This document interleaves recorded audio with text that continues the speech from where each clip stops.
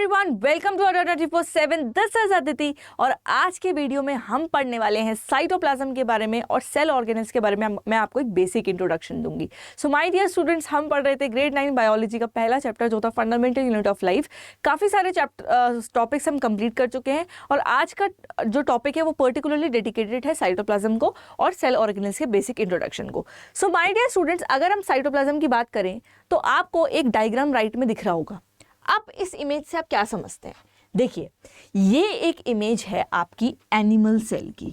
ठीक है, मैंने एनिमल सेल क्यों बोला है? क्योंकि आपको दिख रहा है कि भैया इसके सराउंडिंग में सेल मेम्ब्रेन प्रेजेंट है। अगर प्लांट सेल होती तो पक्का सेल वॉल होती इसके बाद। ठीक है, खैर सेल वॉल नहीं है, इसलिए that is a animal cell. तो इसके अंदर क्या है भैया, एक ये जो ये वाला पार्ट है डेंसली आपको स्टेन दिख रहा होगा, ये है आपका न्यूक्लियस। और बाहर वाला पार्ट क्या है? बाहर वाला है साइटोप्लाज्म, जिसके बारे में हमें पढ़ना है। अब अगर मैं साइटोप्लाज्म की बात करती हूँ ना बच्चों, तो साइटोप्लाज्म क्या है? ये एक फ्लूइड कंटेंट होता है और ये फ्लूइड ना एक्चुअली होता है आपका जेली लाइक।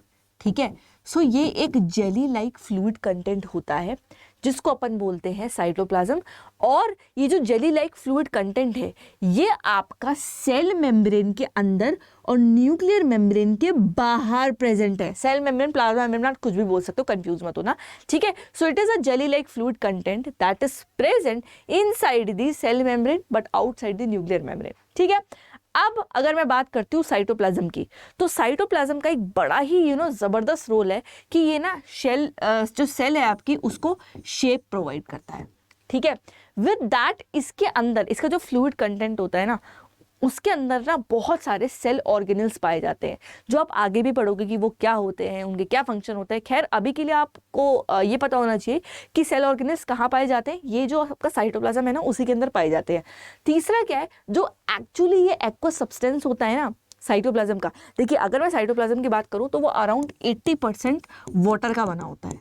ठीक है, और जो ये एक्वस सब्सटेंस है किसका? आपका साइटोप्लाज्म का, उसको हम बोलते हैं साइटोसोल।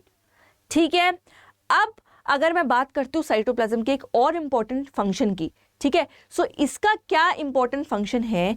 ये जनरली हेल्प करता है सेल के को मेंटेन करने के लिए ऑस्मोटिक बैलेंस।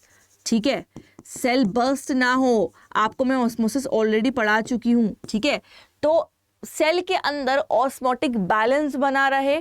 ठीक है, उसमें साइटोप्लाज्म हेल्प करता है।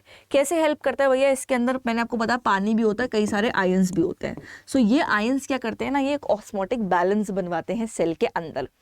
जैसा कि मैंने आपको बोला कि भैया अगर इसके अंदर सेल ऑर्गेनल्स है, सेल ऑर्गेनल्स के बहुत सारे फंक्शन है, आप आगे पढ़ोगे। एक काम तो ये हो गया।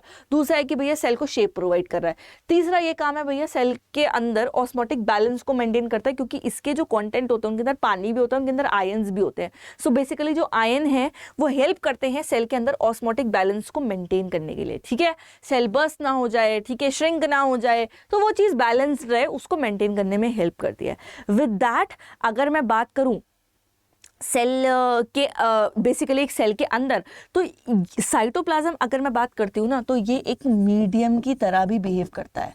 ठीक है, ये जस्ट मैं आपको थोड़ा सा एक्स्ट्रा बता रही हूँ, अगर फंक्शन आ जाए एग्जाम में तो आपको पता होना चाहिए। तो साइटोप्लाज्म क्या है? ये एक मीडियम का काम करता है और इस मीडियम के थ्रू मूल मॉलिक्यूल्स का मूवमेंट होता है। ठीक है, किसका?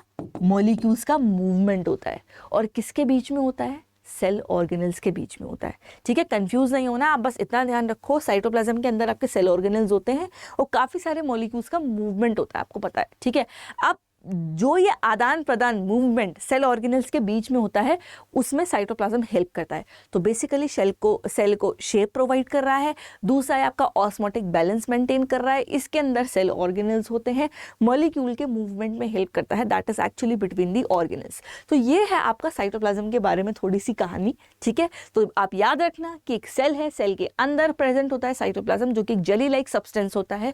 ठीक है, 80% पानी का बना होता है, आयंस भी होती है इसके अंदर, सेल मेम्ब्रेन के अंदर बट न्यूक्लियर मेम्ब्रेन के बाहर प्रेजेंट होता है।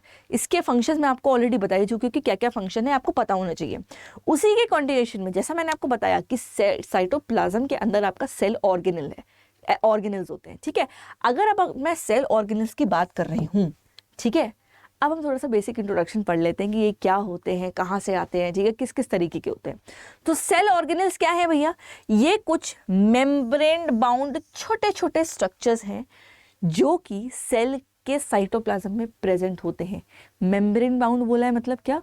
इसके सराउंड में पक्का एक मेम्ब्रेन होगी। इसलिए देखो, कोई चीज़ अगर मेम्ब्रेन बाउंड है तो पक्का सराउंडिंग के अंदर क्या है, आपकी मेम्ब्रेन प्रेजेंट है।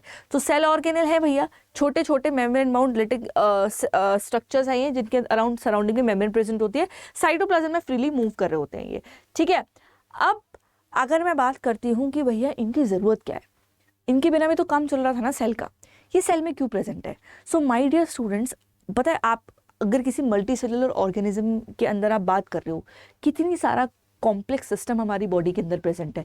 We have excretory system, we have digestive system, we have respiratory system, कितना कॉम्प्लेक्स सिस्टम है हमारा, ठीक है। अब ये जो लार्ज और कॉम्प्लेक्स सेल हमारे अंदर प्रेजेंट हैं, इनको बहुत सारी केमिकल एक्टिविटीज़ करनी पड़ती हैं, ठीक है, ताकि हमारे जो बेसिक लाइफ प्रोसेस हैं बॉडी के वो चलते रहें। तो ये सारे जो इतनी सारी केमिकल एक्टिविटीज़ हैं सेल्स के अंदर होंगी कैसे? ये होती है आपकी सेल ऑर्गेनल्स के थ्रू। हर सेल ऑर्गेनल का अपना अपना पर्टिकुलर रोल है। खैर मैं कुछ इंपॉर्टेंट सेल ऑर्गेनल्स यहाँ पे हैं जो कि आपकी बुक के अंदर हैं, मैं यहाँ पे एक बता दे रही हूँ किन किन के बारे में आपको पढ़ना है, बाकी हम विस्तार से सारे पढ़ेंगे, ठीक है। सो माय डियर स्टूडेंट्स, हम लोग अगर बात करते हैं, हमें एंडोप्लाज्मिक रेटिकुलम के बारे में पढ़ना है, हमें गोल्गी अपैरेटस के बारे में पढ़ना है, हमें माइटोकॉन्ड्रिया के बारे में पढ़ना है, हमें लाइसोसोम्स के बारे में पढ़ना है, हमें प्लास्टिड्स के बारे में पढ़ना है। With that I would like to tell you one more point. अगर मैं बात करती हूँ, जैसे कि मैंने आपको बोला कि भैया लार्ज और कॉम्प्लेक्स सेल्स हैं, ठीक है, हमारी बॉडी के अंदर किसी भी मल्टी सेलुलर ऑर्गेनिज्म के अंदर, वो इतनी सारी केमिकल एक्टिविटीज़ कैसे करेंगी? जैसा कि मैंने आपको बोला, इसीलिए सेल ऑर्गेनल्स इंपॉर्टेंट है कि वो क्या करते हैं, ये जो कॉम्प्लेक्स एक्टिविटीज़ चल रही है हमारी बॉडी के अंदर, या तो उनके प्रोडक्ट्स हेल्प कर रहे होंगे या वो खुद ही हेल्प कर रहे होंगे। ये आप देखोगे कि हर किसी ऑर्गेनल का अपना एक इंपॉर्टेंट फंक्शन है। विद दैट हमारी बॉडी का, यानी कि एक सेल का जो कॉम्प्लिकेटेड स्ट्रक्चर है, ठीक है, बहुत सारे स्ट्रक्चर्स हैं भैया एक सेल के साइटोप्लाज्म में जो प्रेजेंट रहते हैं, उन्हीं स्ट्रक्चर को जो हम सेल ऑर्गेनल्स बोल रहे हैं। तो ये क्या है, ये सेल ऑर्गेनल्स सपोर्ट करते हैं एक सेल के स्ट्रक्चर को। विद दैट बहुत सारे फंक्शंस भी परफॉर्म करते हैं, जो कि मैं आपको आगे के करके बताऊंगी। खैर मैं यहाँ ये समझाना चाह रही हूँ कि सेल का साइटोप्लाज्म है, साइटोप्लाज्म के अंदर सेल ऑर्गेनल्स है, बहुत सारी केमिकल एक्टिविटीज़ ये परफॉर्म करवाते हैं। विद दैट सेल का जो एक कॉम्प्लिकेटेड सा स्ट्रक्चर है उसको आप ये बोल सकते हो कि सपोर्ट भी करते हैं और बहुत सारे फंक्शंस भी परफॉर्म करते हैं।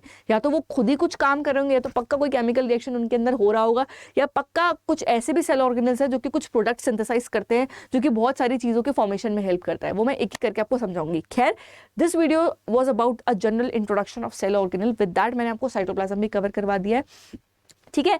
नेक्स्ट वीडियो के अंदर हम पढ़ने वाले हैं न्यूक्लियस के बारे में।